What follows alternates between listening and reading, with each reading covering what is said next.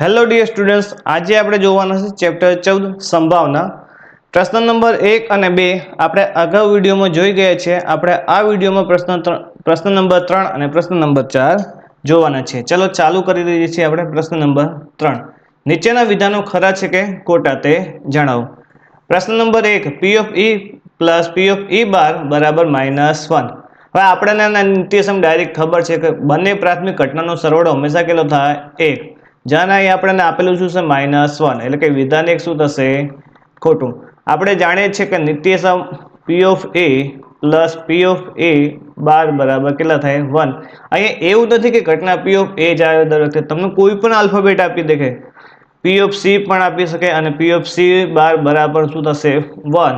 P of K plus P of K બાર પણ આપી શકે. નિત્યસમ કોઈ પણ આપી શકે, પણ એટલીસ્ટ યાદ શું રાખવાનું? પ્રાથમિક ઘટનાનો સરવાળો હંમેશા કેટલો થાય? 1. ત્યારબાદ જોઈએ નેક્સ્ટ પ્રશ્ન નંબર 2. બધી જ પ્રાથમિક ઘટનાઓનો સંભાવનાનો સરવાળો 1 થાય. સ્ટેટમેન્ટ બેઠે બેઠું પૂછી નાખ્યું. વિધાન 2 શું થશે? ખરું. આપણને ખબર છે હંમેશા સરવાળો કેટલો થાય? 1.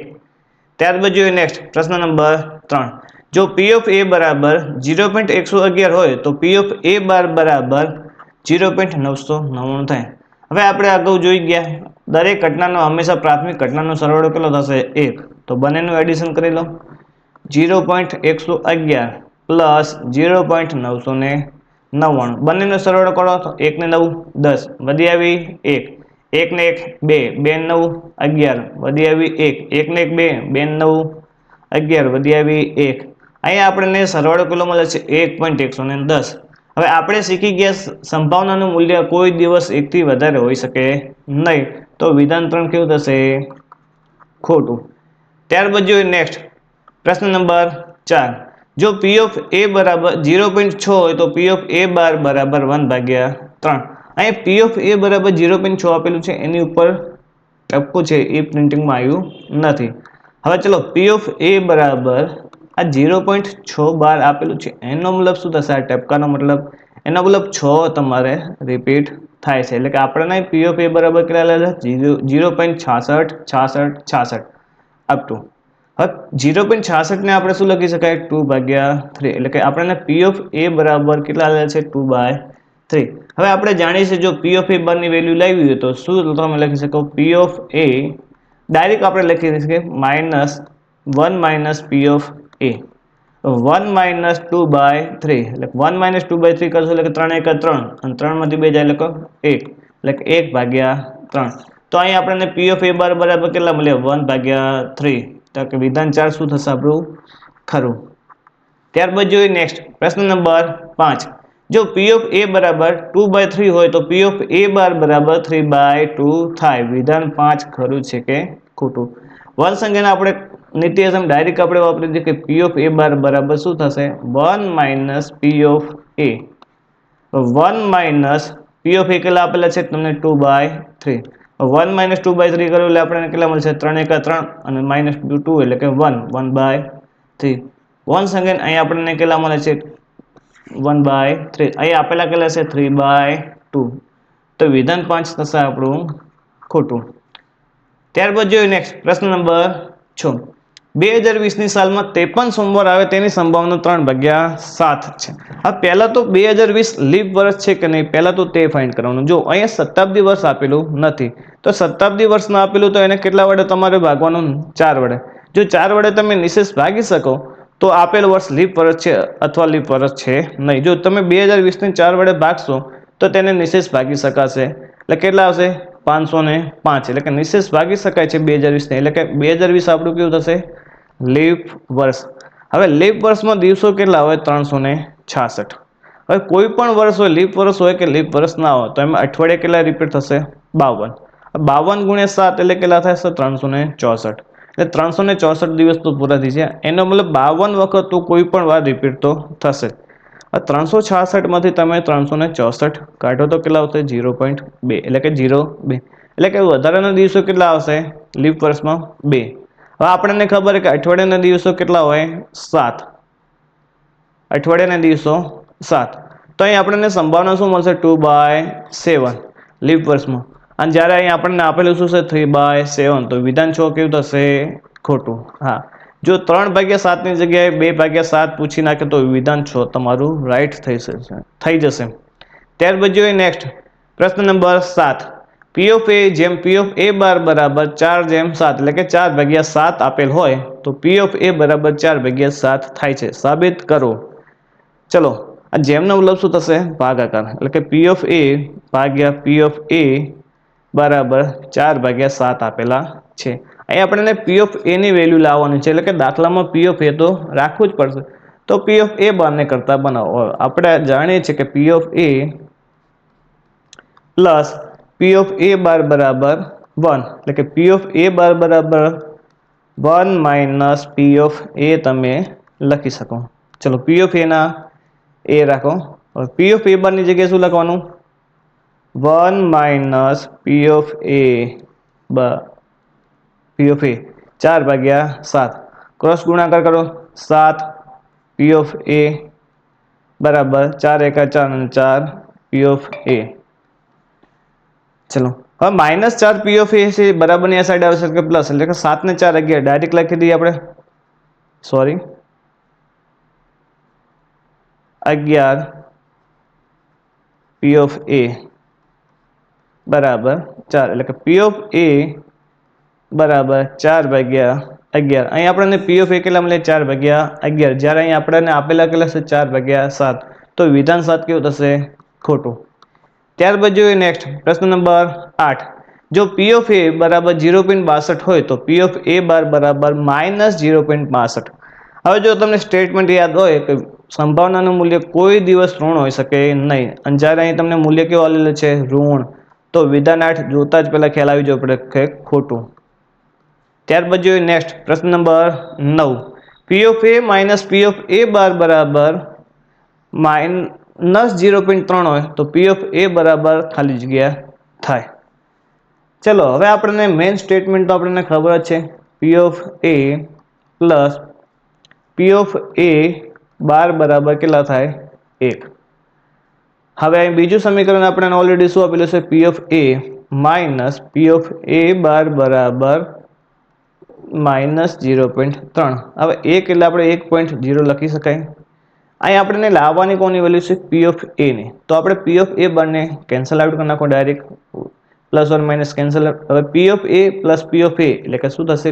2 પી ઓફ એ બરાબર 1 માઇનસ 0.3 એટલે કે કેટલા આવશે? 0.70. 1 માંથી 0.30 જાય એટલે કે 0.70. એટલે કે પી ઓફ એ બરાબર 0.70 ભાગ્યા 2. એટલે કે પી ઓફ એ આપણને કેટલા મળે? 0.35.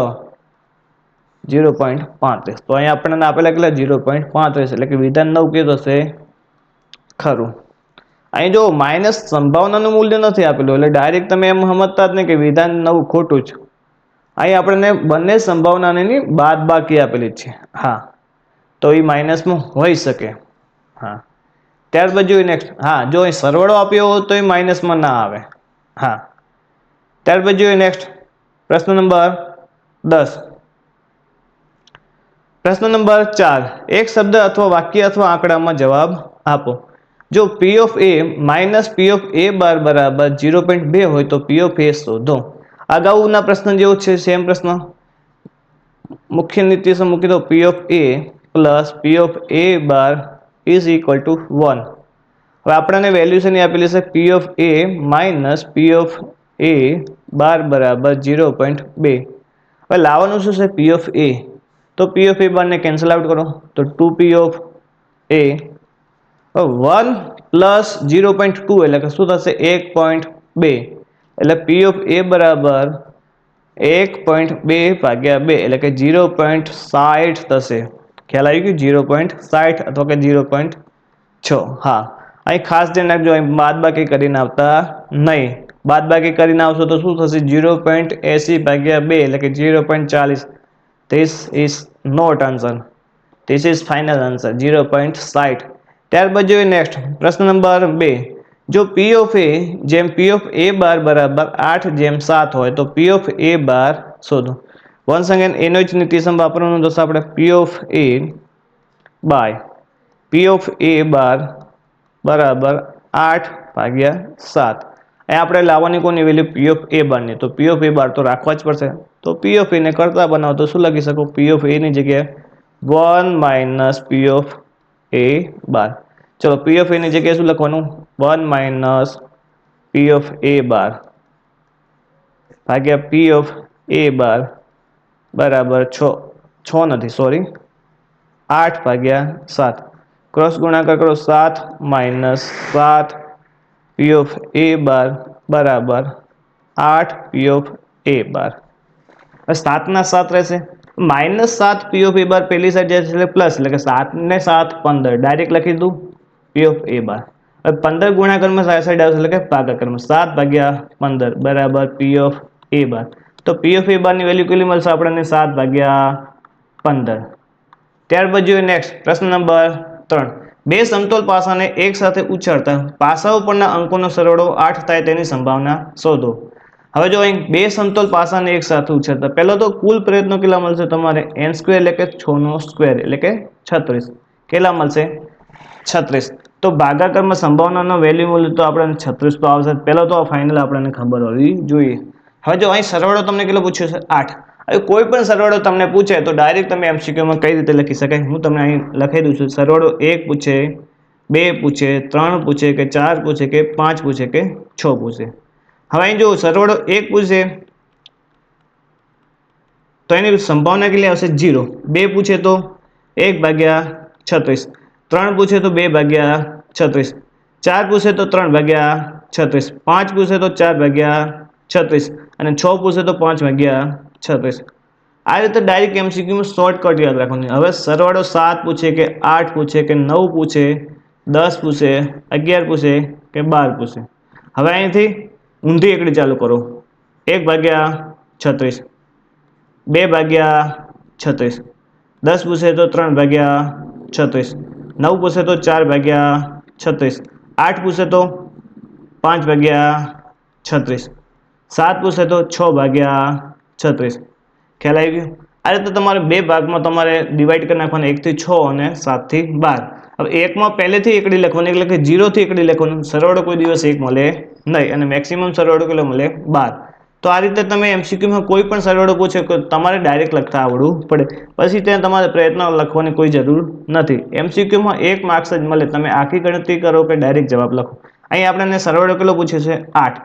તો 8 માં કેટલો આવે? સંભાવના 5 ભાગ્યા 36. તો અહીં તમારે ડાયરેક્ટ મેન્શન કરી નાખવાનું 5 ભાગ્યા 36. તમને કોઈ પણ સરવાળો પૂછે કે 9 પૂછે કે 10 પૂછે કે 11 પૂછે કે 12 પૂછે કે 1 પૂછે, અને જો સરવાળો 13 પૂછે તો સંભાવના શું આવે? 0.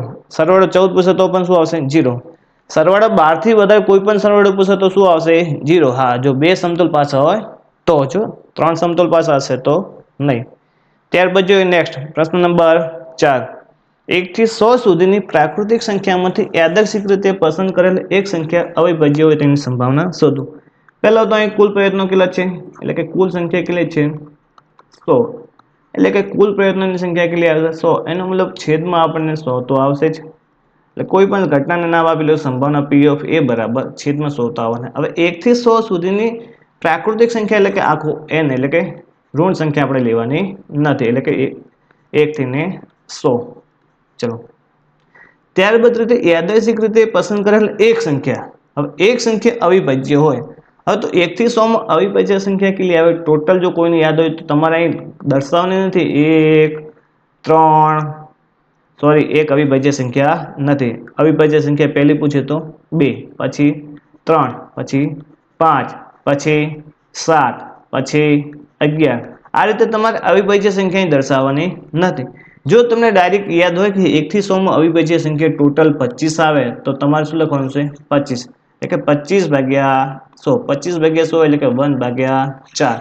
તો આપણને જવાબ શું મળશે? 1 ભાગ્યા 4. એટલે હવે આ સ્ટેટમેન્ટમાં લખી નાખો 1 થી 100 માં અવિભાજ્ય ટોટલ સંખ્યા કેટલી આવશે? 25. ડાયરેક્ટ એમસીક્યુમાં પૂછાઈ શકે છે. હા, જો ગણતરીમાં પૂછાય તો તમારે અહીં 25 સંખ્યા તમારે દર્શાવવી પડે. હા, અહીં એમસીક્યુમાં તમારે નહીં દર્શાવતો ચાલશે. એટલે કે ડાયરેક્ટ સ્ટેટમેન્ટ યાદ રાખી નાખો. 1 થી 100 માં અવિભાજ્ય સંખ્યા કેટલી આવે? 25. એ રીતે 1 થી 50 માં કેટલી આવે?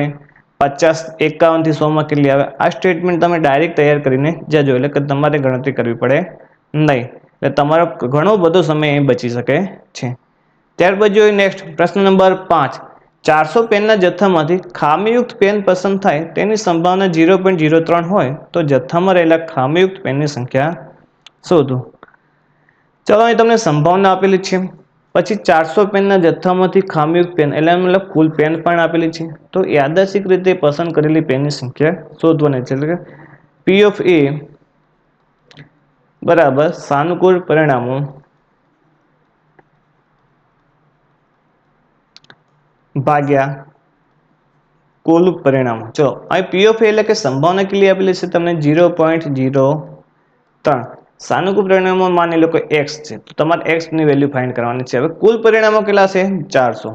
ચલો બંનેનો ગુણાકાર શું કરો, x બરાબર 400 ગુણ્યા 0.03. અહીં જો પોઈન્ટ પછી કેટલા અંક છે 2 તો 2 જીરા કટ કરી નાખો એટલે કેટલા આવશે 4 ગુણ્યા 3 એટલે કે 4 તરી 12.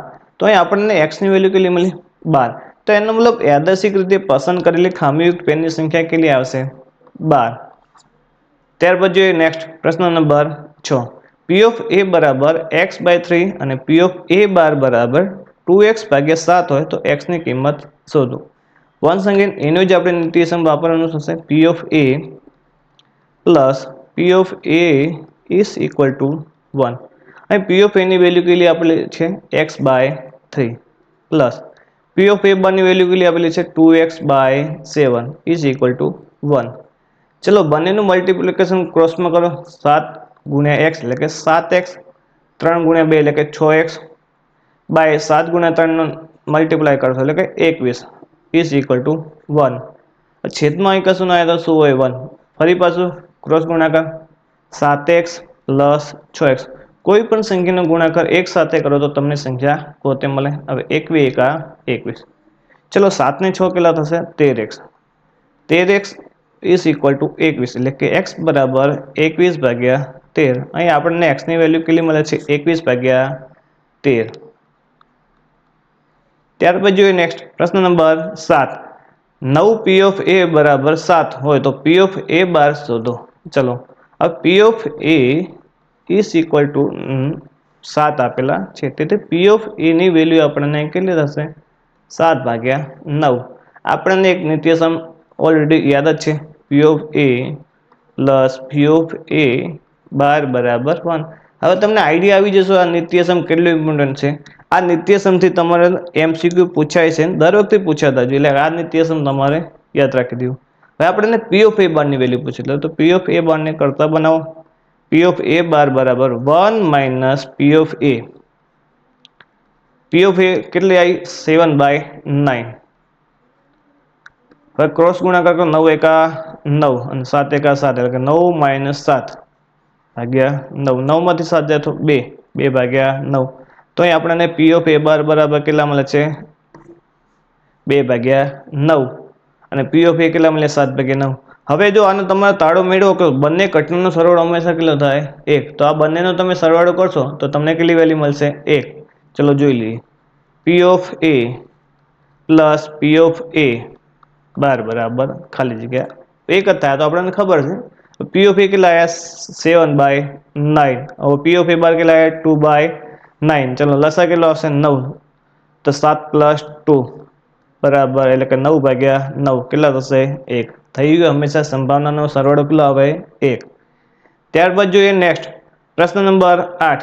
P of A બરાબર 0.6 અને P of A સોરી અહીં P of A નહીં હોય, P of A બાર બરાબર x/5 હોય તો x શોધો.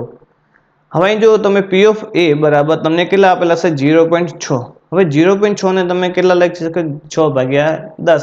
તમે 0.6 લખો કે 6/10 લખો, બંને જે પણ વેલ્યુની તમારે જરૂર પડે તો તમે તે લખી શકો છો.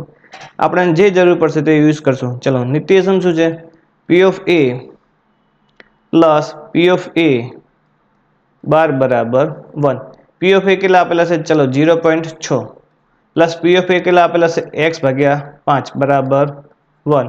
હવે 0.6 પ્લસ છે બરાબરની આ સાઈડ આવશે તો માઇનસ એટલે કે x/5 બરાબર 1 માઇનસ 0.6. હવે 1 માંથી 0.6 જાય તો કેટલા વધે 0.4 એટલે કે x/5. હવે x/5 હવે ધ્યાન આપજો 5 ભાગાકારમાં છે બરાબરની સાઈડ એટલે કે ગુણાકારમાં એટલે x બરાબર 0.4 ગુણ્યા 5. હવે જો 0.4 ગુણ્યા 5 કરશો તો શું આવશે? 4 પંચા 20, પણ અહીં એક પોઈન્ટ કાપવાનો તો શું આવશે? 2. એટલે કે x ની વેલ્યુ આપણને કેટલી મળે છે? 2. તો પ્રશ્ન નંબર 8 માં શું આવશે? 2. નહીં કે 20. ઉતાવળમાં 20 લખીને આવતા નહીં, ન કે આખો પ્રશ્ન પ્રશ્ન તમારો ખોટો. ત્યારબાદ જોઈએ નેક્સ્ટ પ્રશ્ન નંબર 9. P of A minus P of A બાર બરાબર 0.48 આપેલા હોય તો P of A શોધો. આ તમે ડાયરેક્ટ વેલ્યુ લઈ શકો છો. ચલો ફરી પાછું નિત્યસમ શું વાપરવાનું તમારે? P of A plus P of A બાર બરાબર 1 અને P of A minus P of A બાર બરાબર 0.48. ચલો P of A bar cancel out. P of A 1 plus 0.48 એટલે કે 1.48 એટલે કે P of A બરાબર 1.48 ભાગ્યા 2 એટલે કે P of A કેટલા મળશે આપણને? 1.48 ભાગ્યા 2 કરશો એટલે જો 1 ના અડધા કરો તો 0.50 અને 48 ના અડધા કરો તો 0.24 એટલે કે 0.74. આપણને P of A કેટલા મળે? 0.74. તો એનો મતલબ P of A બાર આપણને કેટલા મળશે? 1 માંથી બાદ કરી નાખો, 1 માંથી 0.74 બાદ કરો તો 0.26. તમે એક વેલ્યુ ફાઇન્ડ કરશો એટલે કે બીજી વેલ્યુ ઓટોમેટિક તમને મળી જશે. અહીં P of A પૂછે તો કેટલા આવે? 0.74. અને જો P of A બાર પૂછે તો કેટલા આવશે? 0.26. ખ્યાલ આવી ગયો? ચલો ત્યારબાદ જોઈએ નેક્સ્ટ 50 ગુણની પરીક્ષામાં આર્યને 50 ગુણ મળે તેની સંભાવના શોધો. હવે આપણે અગાઉ શીખી જે ગમે એટલા માર્ક્સનું પેપર પૂછે તો 1 માર્ક્સ તમારે એડ કરી દેવાનો, એટલે કે કુલ પ્રયત્નોમાં 1 એડ કરો. 1 કયો? કારણ કે 0 પણ આવી શકે. ખ્યાલ આવી ગયો? તો અહીં 50 ગુણ છે તો માર્ક્સ કેટલા તમને મળશે? 0 અને 1 થી 50 એટલે કે કુલ પ્રયત્નો કેટલા થશે? 51. હવે 50 ગુણ મળે તેની સંભાવના એટલે કે 50 ભાગ્યા 51 લખીને આવતા નહીં. તમને 50 ગુણ તો કેટલી વખત મળે? એક જ વખત, એટલે કે 1 ભાગ્યા 51. તમને કોઈ પણ માર્ક્સ પૂછે, 50 પૂછે કે 20 પૂછે કે 30 પૂછે કે 45 પૂછે કે 0 પૂછે કે 5 પૂછે, કોઈ પણ પૂછે, અહીં 0 પણ પૂછી નાખે તો પણ શું આવશે? સંભાવના 1 ભાગ્યા 51. હા, અહીં કોઈ પણ માર્ક્સ ચેન્જીસ થાય તો એમાં સંભાવનાનું મૂલ્ય ચેન્જ થાય નહીં. ખાસ ધ્યાન રાખજો. જો અહીં 0 પૂછી નાખે તો એવું નહીં કરતા અશક્ય ઘટના. શક્ય ઘટનાની સંભાવના 1 અને 0. હા, હંમેશા અહીં અંશ અને છેદમાં જવાબ આવશે. ત્યારબાદ જોઈએ નેક્સ્ટ પ્રશ્ન નંબર 11. 7 P of A બરાબર 3 P of A બાર, અહીં A બાર હશે, હોય તો P of A શોધો.